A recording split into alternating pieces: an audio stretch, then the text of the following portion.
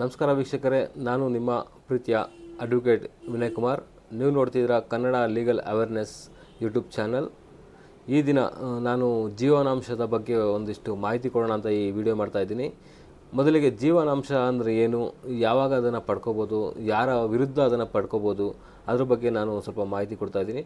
ಮೊದಲಿಗೆ ಜೀವನಾಂಶ ಅಂತೇನು ಹೇಳಿದ್ರೆ, ಯಾರು ಒಬ್ಬ ಹೆಂಡತಿಯನ್ನು ಗಂಡ ನಿರ್ಲಕ್ಷ್ಯ ಮಾಡಿರ್ತಾನೆ, ನಿರ್ಲಕ್ಷ್ಯ ಮಾಡಿ ಹೆಂಡತಿನ ಸರಿಯಾಗಿ ನೋಡ್ಕೋತಿರಲ್ಲ, ಅವ್ರ ಜೀವನಾಂಶಕ್ಕೆ ಯಾವುದೇ ರೀತಿಯ ಹಣವನ್ನು ಸಹಾಯ ಮಾಡ್ತಿರಲ್ಲ, ಅಥವಾ ಒಂದು ಮನೆಗೆ ಒಂದು ರೇಷನ್ ಕೊಡೋದಾಗಲಿ, ಅಥವಾ ಅವರ ಆರೋಗ್ಯಕ್ಕೆ ಸಂಬಂಧಪಟ್ಟಂತೆ ಯಾವುದೇ ರೀತಿ ಒಂದು ಮೆಡಿಸಿನ್ ಕೊಡಿಸೋದಾಗಲಿ, ಅಥವಾ ಟ್ರೀಟ್ಮೆಂಟ್ ಕೊಡಿಸೋದಾಗಲಿ, ಮಕ್ಕಳ ಸ್ಕೂಲ್ ಫೀಸ್ ಕಟ್ಟೋದಾಗಲಿ, ಈ ಥರ ಒಂದು ಏನು ವಸತಿ, ಬಟ್ಟೆ ಮತ್ತು ಆರೋಗ್ಯ ಅದ್ರ ಬಗ್ಗೆ ಏನು ನಿರ್ಲಕ್ಷ್ಯತೆ ಮಾಡಿರ್ತಾರೆ, ಅಂಥ ಸಂದರ್ಭದಲ್ಲಿ ಒಬ್ಬ ಮಹಿಳೆ ಅವರ ಗಂಡನ ವಿರುದ್ಧ ಒಂದು ಅಲ್ಲಿ ಸಂಬಂಧಪಟ್ಟ ಒಂದು ನ್ಯಾಯಾಲಯಕ್ಕೆ ಹೋಗಿ, ಯಾರು ಎಲ್ಲಿ ವಾಸವಾಗಿರ್ತಾರೋ ಅಲ್ಲಿ ಲೋಕಲ್ ಮ್ಯಾಜಿಸ್ಟ್ರೇಟ್ ನ್ಯಾಯಾಲಯಕ್ಕೆ ಹೋಗಿ ಅವರು ಜೀವನಾಂಶಕ್ಕೆ ಒಂದು ಅರ್ಜಿಯನ್ನು ಸಲ್ಲಿಸ್ಬೋದು. ಅರ್ಜಿಯನ್ನು ಸಲ್ಲಿಸ್ಬೇಕಾದ್ರೆ ಏನೆಲ್ಲ ಒಂದು ಇಂಗ್ರೀಡಿಯೆಂಟ್ಸ್ಗಳನ್ನ ಒಳಗೊಂಡಿರಬೇಕು, ಮತ್ತು ಏನೆಲ್ಲ ಒಂದು ಮುಖ್ಯವಾದ ಒಂದು ಪಾಯಿಂಟ್ಗಳನ್ನ ಹಾಕಿರಬೇಕು ಅಂತ ಇದು ನಾನು ಈ ವಿಡಿಯೋದಲ್ಲಿ ತಿಳಿಸ್ಕೊಳ್ಳೋಕೆ ಇಷ್ಟಪಡ್ತೇನೆ. ಒಂದು ಜೀವನಾಂಶ ಬೇಕು ಅಂತ ಹೇಳಿ ನಾವು ನ್ಯಾಯಾಲಯಕ್ಕೆ ಒಂದು ಅರ್ಜಿಯನ್ನು ಸಲ್ಲಿಸಬೇಕು ಅಂತ ಹೇಳಿದ್ರೆ, ಮೊದಲಿಗೆ ನಾವು 125 ಆಫ್ CRPC ಆ್ಯಕ್ಟ್ ಪ್ರಕಾರವಾಗಿ ನಾವು ಜೀವನಾಂಶಕ್ಕೆ ಒಂದು ಅರ್ಜಿಯನ್ನು ಸಲ್ಲಿಸ್ತಾ ಇದ್ದೋ. ಆದರೆ ಈಗ ಬಂದಂಥ ಹೊಸ ಆ್ಯಕ್ಟ್ ಏನಿದೆ, ಆ ಆ್ಯಕ್ಟ್ ಪ್ರಕಾರವಾಗಿ 144 ಆಫ್ BNSS ಆ್ಯಕ್ಟ್, ಅದ್ರ ಪ್ರಕಾರವಾಗಿ ನಾವು ಒಂದು ಜೀವನಾಂಶಕ್ಕೆ ಒಂದು ಅರ್ಜಿಯನ್ನು ಸಲ್ಲಿಸಬೇಕಾಗಿದೆ. ಜೀವನಾಂಶಕ್ಕೆ ಈ ಪ್ರಕಾರವಾಗಿ ಸಲ್ಲಿಸಬೇಕಾ, ಇದೊಂದೇ ಒಂದು ದಾರಿ ಇರೋದು ನಮ್ಮ ಜೀವನಾಂಶ ಸಲ್ಲಿಸೋಕ್ಕೆ ಅಂದರೆ ಇಲ್ಲ. ಇದು ಇಲ್ಲ ಅಂತ ಹೇಳಿದ್ರು, ಒಂದು ವೇಳೆ ಒಂದು ಮಹಿಳೆ ವಿರುದ್ಧ ಒಂದು ಕೌಟುಂಬಿಕ ದೌರ್ಜನ್ಯ ನಡೆದಿದ್ರೆ, ಅಂಥ ಸಂದರ್ಭದಲ್ಲಿ ಸಹ ಕೌಟುಂಬಿಕ ದೌರ್ಜನ್ಯ ಅಡಿಯಲ್ಲಿ ಸಹ DV ಆ್ಯಕ್ಟನ್ನು ಫೈಲ್ ಮಾಡಿ ಸಹ ನೀವು DV ಆ್ಯಕ್ಟಲ್ಲೂ ಸಹ ಜೀವನಾಂಶವನ್ನು ಪಡ್ಕೋಬೋದು. ಏನು ನೀವು 125 CRPC ಕೆಳಗಡೆ ಏನು ಜೀವನಾಂಶನ ಫೈಲ್ ಮಾಡಿರೋದಿಲ್ವೋ, ಅಥವಾ DV ಆ್ಯಕ್ಟ್ ಕೆಳಗಡೆ ಏನಾದ್ರು ಫೈಲ್ ಮಾಡಿರಲೋ, ಕೇವಲ ಒಂದು ಡೈವರ್ಸ್ ಕೇಸನ್ನು ಪೆಂಡಿಂಗ್ ಇಟ್ಕೊಂಡು ಅದರಲ್ಲೇನಾದ್ರು ಒಂದು ಕೇಸನ್ನು ಜಾಸ್ತಿಯಲ್ಲಿದ್ದರೆ, ಅಂಥ ಸಂದರ್ಭದಲ್ಲೂ ಸಹ ನೀವು ಆ ಜೀವನಾಂಶವನ್ನು ಪಡಿಬೋದು. Section 24 of Hindu marriage act ಪ್ರಕಾರವಾಗಿ ನೀವು ಏನು ಕೇಸ್ ನಡೀತಾ ಇದೆ, ಆ ಸಂದರ್ಭದಲ್ಲಿ ಸಹ ನೀವು ಇಂಟ್ರೀಮ್ ಆದೇಶನ ಪಡ್ಕೊಳ್ಳೋಕ್ಕೋಸ್ಕರ section 24 of Hindu marriage act ಪ್ರಕಾರವಾಗಿ ನೀವು ಜೀವನಾಂಶವನ್ನು ಪಡಿಬೋದು. ಆದರೆ ಅದು ಡೈವರ್ಸ್ ಕೇಸು ನೀವೇ ಹಾಕಿರ್ಬೋದು, ಅಥವಾ ಗಂಡನೇ ಹಾಕಿರ್ಬೋದು, ಯಾರಾದರೂ ಹಾಕಿರ್ಬೋದು. ಅಂಥ ಸಂದರ್ಭದಲ್ಲಿ ನೀವು ಸಹ ಮಧ್ಯಂತರ ಅರ್ಜಿಯನ್ನು ಸಲ್ಲಿಸಿ ಸೆಕ್ಷನ್ 24 ಕೆಳಗಡೆ ನೀವು ಜೀವನಾಂಶವನ್ನು ಪಡಿಬೋದು. ಮೊದಲಿಗೆ ನಾವು CRPC 125 ಪ್ರಕಾರವಾಗಿ ನಾವು ಜೀವನಾಂಶದ ಬಗ್ಗೆ ಮಾಹಿತಿಯನ್ನು ನೀಡಬೇಕು ಅಂತ ಹೇಳಿದ್ರೆ, ನೀವು ಮೊದಲಿಗೆ ನೀವು ಏನು ಸಂಬಂಧಪಟ್ಟ ನ್ಯಾಯಾಲಯಕ್ಕೆ ಹೋಗಿ ನೀವು ಒಂದು ಅರ್ಜಿಯನ್ನು ಸಲ್ಲಿಸಬೇಕು. ಅರ್ಜಿಯನ್ನು ಸಲ್ಲಿಸಬೇಕಾದ್ರೆ ಅರ್ಜಿಯಲ್ಲಿ ನೀವು ಸಂಪೂರ್ಣವಾದ ಮಾಹಿತಿಯನ್ನು ನ್ಯಾಯಾಲಯಕ್ಕೆ ಕೊಡಬೇಕು. ನೀವು ಸಂಪೂರ್ಣವಾದ ಮಾಹಿತಿ ಕೊಟ್ಟಿಲ್ಲ ಅಂತ ಹೇಳಿದ್ರೆ ನ್ಯಾಯಾಲಯ ಸರಿಯಾದ ಒಂದು ರೀತಿಯಾದ ಆರ್ಡರ್ನ ಮಾಡೋಕ್ಕೆ ಸಾಧ್ಯ ಆಗೋದಿಲ್ಲ. ನಿಮಗೆ ಸರಿಯಾದ ರೀತಿಯಲ್ಲಿ ಆರ್ಡರ್ ಆಗಬೇಕು ಅಂತೇಳಿ ನಿಮಗೆ ಏನು ಒಂದು ಜೀವನಾಂಶಕ್ಕೆ ಒಂದು ಹಣ ಬೇಕಾಗುತ್ತೆ, ನಿಮ್ಮನ್ನು ನೀವು ನೋಡ್ಕೊಳ್ಳೋಕ್ಕೆ, ಅಥವಾ ನಿಮ್ಮ ಮಕ್ಕಳನ್ನು ನಿಮ್ಮನ್ನು ನೋಡ್ಕೊಳ್ಳೋಕ್ಕೆ, ಅಥವಾ ನಿಮ್ಮ ಆರೋಗ್ಯ, ಮಕ್ಕಳ ಆರೋಗ್ಯ, ಮತ್ತು ನೀವು ಉಳ್ಕೊಳ್ಳೋಕ್ಕೆ ಏನು ವಾಸಕ್ಕೋಸ್ಕರ ಏನು ಮನೆ ಬೇಕಾಗಿರುತ್ತೆ, ಅದು ಸಂಬಂಧಪಟ್ಟಂತೆಲ್ಲ ನಿಮಗೆ ಒಂದು ಆದೇಶ ಆಗಬೇಕು ಅಂತ ಹೇಳಿದ್ರೆ ನೀವು ಸರಿಯಾದ ಒಂದು ಸಂಪೂರ್ಣ ಮಾಹಿತಿಯನ್ನು ನ್ಯಾಯಾಲಯಕ್ಕೆ ಕೊಡಬೇಕು. ನೀವೇ ಸರಿಯಾದ ಒಂದು ಮಾಹಿತಿಯನ್ನು ನ್ಯಾಯಾಲಯಕ್ಕೆ ಕೊಟ್ಟಿಲ್ಲ ಅಂತ ಹೇಳಿದ್ರೆ, ಅಂಥ ಸಂದರ್ಭದಲ್ಲಿ ನ್ಯಾಯಾಲಯವು ಸರಿಯಾದ ಒಂದು ರೀತಿಯನ್ನು ನಿಮ್ಮ ಪರವಾಗಿ ಆದೇಶ ಮಾಡಲು ಸಾಧ್ಯ ಆಗೋದಿಲ್ಲ. ಹಾಗಾಗಿ ನೀವೇನು ನ್ಯಾಯಾಲಯಕ್ಕೆ ಒಂದು ಮಾಹಿತಿನ ಕೊಟ್ಟಿರ್ತೀರೋ ಅದ್ರ ಪ್ರಕಾರವಾಗಿ ನೀವು ಸರಿಯಾದ ಒಂದು ಆದೇಶವನ್ನು ಪಡ್ಕೊಳ್ಳೋಕ್ಕೆ ಸಾಧ್ಯವಾಗುತ್ತೆ. ನಿಮ್ಮ ಅರ್ಜಿಯಲ್ಲಿ ನಿಮಗೆ ತಿಂಗಳಿಗೆ ಎಷ್ಟು ಖರ್ಚಿದೆ, ತಿಂಗಳಿಗೆ ಮನೆ ನಡೆಸೋಕ್ಕೆ ಒಂದು ಎಷ್ಟು ಖರ್ಚು ಬೇಕಾಗುತ್ತೆ, ಮತ್ತು ನಿಮ್ಮ ಮಕ್ಕಳ ವಿದ್ಯಾಭ್ಯಾಸಕ್ಕೆ ಎಷ್ಟು ಖರ್ಚು ಬೀಳುತ್ತೆ, ಮತ್ತು ಮಕ್ಕಳ ಮೆಡಿಕಲ್ ಎಕ್ಸ್ಪೆನ್ಸ್ ಇರ್ಬೋದು, ಅಥವಾ ನಿಮ್ಮ ಮೆಡಿಕಲ್ ಎಕ್ಸ್ಪೆನ್ಸ್ ಇರ್ಬೋದು, ಅದು ಮಂತ್ಲಿ ಎಷ್ಟು ನಿಮಗೆ ಖರ್ಚು ಬೀಳುತ್ತೆ, ಆ ಖರ್ಚನ್ನು ನೀವು ಸರಿಯಾದ ಪ್ರಮಾಣದಲ್ಲಿ ನೀವು ನ್ಯಾಯಾಲಯಕ್ಕೆ ಮನವರಿಕೆ ಮಾಡಿಕೊಡ್ಬೇಕು. ಆ ಖರ್ಚನ್ನು ಸೇರಿ ನೀವು ಜೀವನಾಂಶವನ್ನು ಕೇಳಬೇಕಾಗುತ್ತೆ ಹೊರತು ನಿಮ್ಮ ಇಷ್ಟ ಬಂದಂಗೆಲ್ಲ ಜೀವನಾಂಶ ನೀವು ಕೇಳಲಿಕ್ಕೆ ಬರೋದಿಲ್ಲ. ನೀವು ಕೇಳಿದ್ರು ಸಹ ನ್ಯಾಯಾಲಯ ಆರ್ಡ್ರ್ ಮಾಡೋದಿಲ್ಲ. ನೀವು ಜೀವನಾಂಶ ಎಕ್ಸಾಂಪಲ್ ನಿಮಗೆ ಒಂದು 50,000 ಜೀವನಾಂಶ ಕೇಳ್ತೀರಾ ಅಂದ್ಕೊಳ್ಳಿ, ನಿಮ್ಮ ಖರ್ಚು ಬಂದು ಒಂದು 10,000 ಇರೋದಿಲ್ಲ. ಅದನ್ನು ನೀವು ನ್ಯಾಯಾಲಯಕ್ಕೆ ತೋರಿಸಿರ್ತೀರ. ಹಾಗಾಗಿ ನಿಮ್ಗೆ 50,000 ಕೇಳಿದ್ದೀರ ಅಂತೇಳಿ 50,000 ನಿಮಗೆ ನ್ಯಾಯಾಲಯ ಆರ್ಡರ್ ಮಾಡಿಕೊಡೋದಿಲ್ಲ. ನಿಮ್ಮ ಖರ್ಚು ವೆಚ್ಚ ಏನು ಬರುತ್ತೆ, ಒಂದು ಮನೆಯನ್ನು ನಡೆಸೋಕ್ಕೆ, ಒಂದು ನಿಮ್ಮ ಊಟ, ವಸತಿ, ಬಟ್ಟೆ, ಅದಕ್ಕೆ ಆರೋಗ್ಯ, ಅದಕ್ಕೆ ಏನು ನಿಮಗೆ ಖರ್ಚು ಬೀಳುತ್ತೆ ಅಷ್ಟು ಖರ್ಚು ಮಾತ್ರ ನಿಮಗೆ ನ್ಯಾಯಾಲಯದಲ್ಲಿ ಆರ್ಡರ್ ತೊಗೊಳಕ್ಕಾಗೋದು. ನೀವು 50,000 ಕೇಳಿದ್ರೆ 50,000 ಕೊಡೋದಿಲ್ಲ.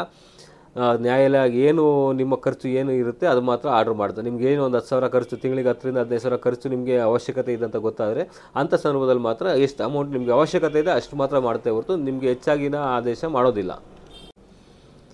ಒಂದು ಜೀವನಾಂಶ ಆದೇಶ ಮಾಡಬೇಕಾದ್ರೆ, ಒಂದು ಆದೇಶ ಪಡ್ಕೋಬೇಕಾದ್ರೆ ಎಷ್ಟು ದಿನ ಟೈಮ್ ಬೇಕು, ಎಷ್ಟು ತಿಂಗಳು ಬೇಕು ಟೈಮು ಅಂತ ಹೇಳಿದ್ರೆ, ನೀವು ಮೊದಲಿಗೆ ನೀವು ಸರಿಯಾದ ಒಂದು ಡಾಕ್ಯುಮೆಂಟನ್ನು ಕೊಟ್ಟಿದ್ರೆ, ನೀವು ಏನು ಫೈಲ್ ಮಾಡಿರ್ತೀರ 125 ಆಫ್ CRPC ಪ್ರಕಾರವಾಗಿ ಏನು ಕೇಸ್ ಫೈಲ್ ಮಾಡಿರ್ತೀರ, ಫೈಲ್ ಮಾಡಿದ ಸಂದರ್ಭದಲ್ಲೇ ನೀವು ನಿಮ್ಮ ಕೇಸ್ ಜೊತೆಯಲ್ಲೇ ಇನ್ನೊಂದು ಅಪ್ಲಿಕೇಶನ್ ಆ್ಯಡ್ ಮಾಡ್ಕೋಬೇಕು. ಒಂದು ಏನು ಇಂಟ್ರಿ ಮೇಂಟೆನೆನ್ಸ್ಗೋಸ್ಕರ ಒಂದು ಅಪ್ಲಿಕೇಶನ್ ಆ್ಯಡ್ ಮಾಡ್ಕೋಬೇಕು. 125 ಕ್ಲಾಸ್ 2 ಆಫ್ CRPC ಅಪ್ಲಿಕೇಶನ್ನ ಇಂಟ್ರಿ ಮೇಂಟೆನೆನ್ಸ್ ಜೊತೆಲೇ ನೀವು ಅಪ್ಲಿಕೇಶನ್ ಹಾಕೋತೀನಿ ಅಂತ ಹೇಳಿದ್ರೆ, ಅಂಥ ಸಂದರ್ಭದಲ್ಲಿ ನೀವೇನು ಫಸ್ಟ್ ಆ ಹಿಯರಿಂಗ್ ಏನಿರುತ್ತೆ, ನೀವೇನು ಫಸ್ಟ್ ಟೈಮ್ ಕೋರ್ಟ್ಗೆ ಅಟೆಂಡ್ ಆಗಿರ್ತೀರ, ಅಂಥ ಸಂದರ್ಭದಲ್ಲಿ ನೀವು ನಿಮ್ಮ ವಕೀಲರು ಕರೆಕ್ಟಾಗಿ ಸರಿಯಾಗಿ ಒಂದು ಜಡ್ಜಿಗೆ ಒಂದು ಮನವರಿಕೆ ಮಾಡಿಕೊಟ್ರೆ, ಇವ್ರಿಗೆ ಜೀವನಾಂಶ ಮಾಡೋಕ್ಕೆ ತೊಂದರೆ ಆಗ್ತದೆ, ಜೀವನ ಮಾಡೋಕ್ಕಾಗ್ತಾಯಿಲ್ಲ, ಜೀವನಾಂಶ ಇಲ್ಲ ಅಂದರೆ ಇವರು ಬದುಕೋಕೆ ಆಗಲ್ಲ. ಹಾಗಾಗಿ ನಮಗೆ ವೆರಿ ಅರ್ಜೆಂಟ್ ನಮಗೆ ಜೀವನಾಂಶ ಆರ್ಡ್ರ್ ಮಾಡಲೇಬೇಕು. ಅವ್ರು ನೋಟಿಸ್ ಕೊಟ್ಟ ನಂತರ ಅವ್ರು ಬಂದು ಅಬ್ಜೆಕ್ಷನ್ ಎಲ್ಲ ಹಾಕಿ ನಂತರ ನಾನು ಜೀವನಾಂಶ ತೊಗೊಳೋದಕ್ಕೆ ನನಗೆ ಕಷ್ಟ ಆಗ್ತದೆ. ಅಲ್ಲಿ ತನಕ ನಾವು ಜೀವನ ಮಾಡೋಕ್ಕೆ ಸಾಧ್ಯ ಇಲ್ಲ. ಆ ಆರ್ಡ್ರ್ ಬರೋ ತನಕ ನಾವು ಬೀದಿಲಿರಬೇಕಾಗತ್ತೆ ಅಂತೆಲ್ಲ ಏನಾದ್ರು ಒಂದು ಹೇಳಿ ಒಂದು ಜಡ್ಜಿಗೆ ಏನು ಒಂದು ಮನವರಿಕೆ ಮಾಡಿಕೊಟ್ರೆ, ಅಂಥ ಸಂದರ್ಭದಲ್ಲಿ ಸಹ ನೀವು ಜಡ್ಜು ನಿಮ್ಮ ಗಂಡನಿಗೆ ಯಾವುದೇ ರೀತಿ ನೋಟಿಸನ್ನು ಕೊಡದೆ ಸಹ, ಒಂದು ನೋಟಿಸ್ ಕೊಡದೆ ಕೋರ್ಟಲ್ಲಿ ಕೇಸ್ ಇದ್ದಂಥ ಒಂದು ನೋಟಿಸನ್ನು ಕೊಡದೆ ಸಹ ನಿಮಗೆ ಏಕಪಕ್ಷೀಯವಾಗಿ ಎಕ್ಸ್ಪರ್ಟಿಯಾಗಿ ನಿಮಗೆ ಜೀವನಾಂಶವನ್ನು ಆರ್ಡರ್ ಮಾಡೋದು ನ್ಯಾಯಾಲಯದ ಪರಿಮಿತಿಗೆ ಇರುತ್ತದೆ. ನ್ಯಾಯಾಲಯವು ಅದನ್ನು ಆರ್ಡರ್ ಮಾಡ್ಬೋದು ಅಥವಾ ಆರ್ಡರ್ ಮಾಡದೇ ಇರ್ಬೋದು. ಅದು ಡಿಪೆಂಡ್ಸ್ ಆನ್ ಯುವರ್ ಆರ್ಗ್ಯುಮೆಂಟ್ಸ್ ಮತ್ತು ನಿಮ್ಮ ಡಾಕ್ಯುಮೆಂಟ್ಸ್ ಏನು ಕೊಟ್ಟಿರ್ತೀರ ಅದ್ರ ಮೇಲೆ ಅದು ನಿಂತಿರುತ್ತೆ.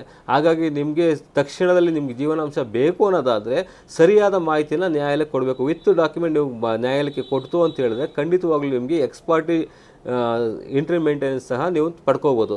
ಎಕ್ಸ್ಪರ್ಟಿ ಇಂಟ್ರಿ ಮೇಂಟೆನೆನ್ಸ್ ಪಡ್ಕೊಂಡ್ರೆ ನಿಮಗೆ ಯಾವಾಗ ನೀವು ಕೇಸ್ ಆಗಿರ್ತಾರೆ ಆ ದಿನದಿಂದಲೇ ನಿಮಗೆ ಜೀವನಾಂಶ ಒಂದು ಆರ್ಡರ್ ಆಗಿರುತ್ತೆ.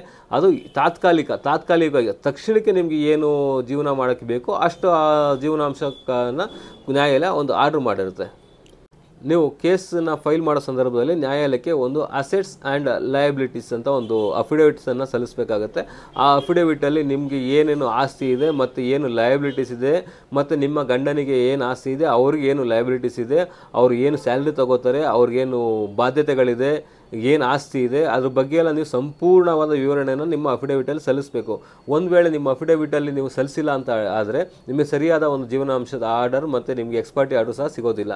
ನೀವು ಸಂಪೂರ್ಣವಾಗಿ ಏನಾದ್ರು ಮಾಹಿತಿ ಕರೆಕ್ಟಾಗಿ ನೀವು ನ್ಯಾಯಾಲಯಕ್ಕೆ ಕೊಟ್ಟರೆ, ಮತ್ತು ಗಂಡ ಎಲ್ಲಿ ಕೆಲಸ ಮಾಡ್ತಾರೆ, ಏನು ಕೆಲಸ ಮಾಡ್ತಾರೆ, ಎಷ್ಟು ಸಂಬಳ ತಗೋತಾರೆ, ಒಂದು ವೇಳೆ ಸ್ಯಾಲ್ರಿ ಸ್ಲಿಪ್ ಇದ್ದರೆ ಆ ಸ್ಯಾಲ್ರಿ ಸ್ಲಿಪ್ಪು ಎಲ್ಲನೂ ಸಹ ನೀವು ನ್ಯಾಯಾಲಯಕ್ಕೆ ಕೊಡಬೇಕು. ಒಂದು ವೇಳೆ ನೀವು ಕೊಟ್ಟಿಲ್ಲ ಅಂತ ಹೇಳಿದ್ರೆ ನಿಮಗೆ ಆರ್ಡರ್ ಮಾಡೋದಿಲ್ಲ, ನ್ಯಾಯಾಲಯ ಆರ್ಡರ್ ಮಾಡೋದಿಲ್ಲ. ಕರೆಕ್ಟಾಗಿ ನೀವು ಒಂದು ಡಾಕ್ಯುಮೆಂಟನ್ನು ಕೊಟ್ಟರೆ ಖಂಡಿತವಾಗ್ಲೂ ನಿಮಗೆ ಎಕ್ಸ್ಪರ್ಟಿ ಆರ್ಡರ್ ಸಿಗುತ್ತೆ. ಒಂದು ವೇಳೆ ನಿಮ್ಮ ಅಸೆಸ್ ಆ್ಯಂಡ್ ಲಯಬಿಲಿಟೀಸಲ್ಲಿ ಸುಳ್ಳು ಮಾಹಿತಿ ಕೊಟ್ಟರೆ,